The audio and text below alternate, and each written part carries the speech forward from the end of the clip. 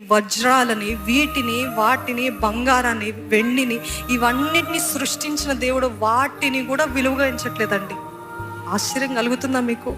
మనకి వజ్రాలు చూస్తే అబ్బా అని నోరు తెరిచి చూస్తాం, ఏమైనా విలువైనది బ్యూటిఫుల్గా కనిపి అబ్బా అని చూస్తూ ఉంటాం. కానీ దేవుడు అవి కూడా లెక్క చేయట్లేదంట. కానీ ఏం లెక్క చేస్తున్నాడు తెలుసా? మన కన్నీలను ఆయన బుడ్డిలో అంటే దాచిపెట్టుకొని చూస్తున్నాడంటే, ఇది నా బిడ్డ యొక్క కన్నీలు, ఇది నా బిడ్డ కార్చిన కన్నీలు అని దాన్ని చూస్తున్నాడు. ఆయన పుస్తకంలో రాసుకుని ఉన్నాడంట. అంత విలువైనది దేవుని దృష్టిలో మన కన్నీరు. నా కన్నీరు ఎక్కడ పోయింది దేవా, నా మోర ఎక్కడ పోయింది అని బాధపడకండి. మీ కన్నీరు ఒక పునాది వేస్తున్నాడు దేవుడు. హల్లెలూయా. కన్నీరు మీరు ఒక విత్తనము వలె మీరు విత్తుతూ ఉంటే దేవుడు అంటున్నాడు, వస్తుంది ప్రతిఫలం, పెరగబోతుంది గొప్ప చెట్టు, పెరగబోతుంది గొప్ప ఫలభరితమైన జీవితము. నమ్మిన వారు హల్లెలూయా అని చెప్తారండి.